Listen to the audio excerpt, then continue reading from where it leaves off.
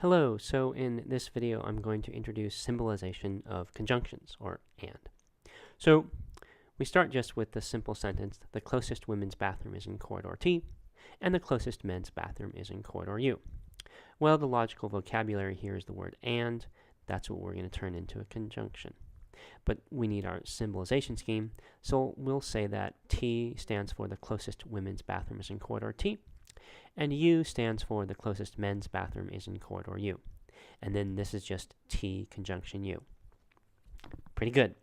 So I need to briefly now explain a new concept of logical equivalence. We'll discuss it at more length in a couple weeks, but you need to understand it a little bit in order to understand a message you'll may get in the symbolization module. So let's consider an example of this concept. So suppose that the conjunction T and U is true. Well, then also the conjunction U and T is true. The order doesn't matter. And if T and U is false, then also U and T is false. Again, the order doesn't matter. This means that T and U and T are logically equivalent. In every situation, both are true or both are false. And that's what it means for them to be logically equivalent. So we now have a couple of different logical notions. We have the notion of an argument being valid. This means that the conclusion is true in every situation in which the premises are true. We have the notion of inconsistency. Two sentences are inconsistent. That means that there's no situation in which both are true. So like P and not P are inconsistent. There's no situation in which they're both true. Two sentences are equivalent. That's the new notion. That means in every situation both are true and both are false. And we'll discuss equivalence in more detail as we move on. But in the symbolization module, you could put in U and T as a symbolization. So we looked at this, the closest women's bathroom is in corridor T and the closest men's bathroom is in corridor U. And we said, well, T and U, T conjunction U, that's a good symbolization of this English sentence. That's equivalent to U and T. So if you put in U and T as a symbolization, the message you would get in the upper right-hand corner when you checked is not correct. It would say correct equivalent. But the problem would turn green in the problem list, and if you submit it, you'll get full points. Correct is sort of preferable to correct equivalent, but they both get full points. So when you see that correct equivalent symbol, it means you may have done the symbolization in a slightly funny way, but the symbolization you produced and the sort of the official symbolization, they always agree. In any situation, no matter what, they're going to have the same truth value. Either they're both true or they're both false. And so that means, and in that, when you produce a correct equivalent symbolization, you will get full points.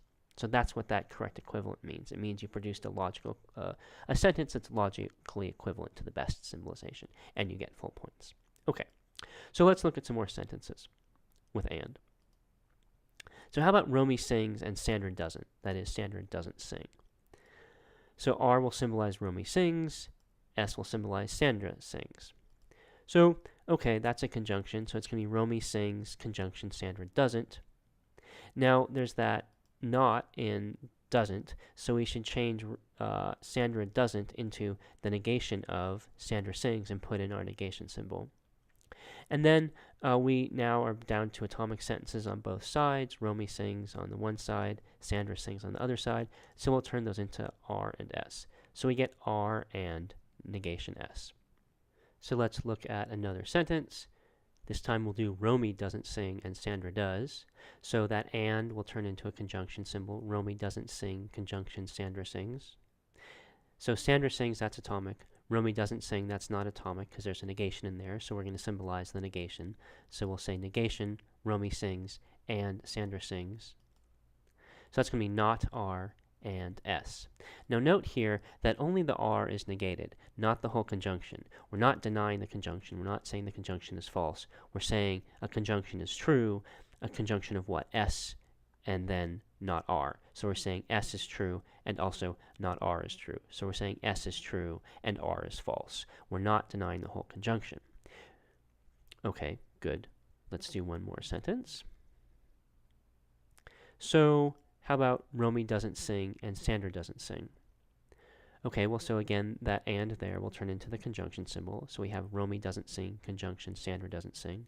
Now, neither Romy doesn't sing is not atomic, and Sandra doesn't sing is not atomic. They both contain negations. So this time we'll have, it's not the case that Romy sings, conjunction, it's not the case that Sandra sings, so not Romy sings, conjunction, not Sandra sings.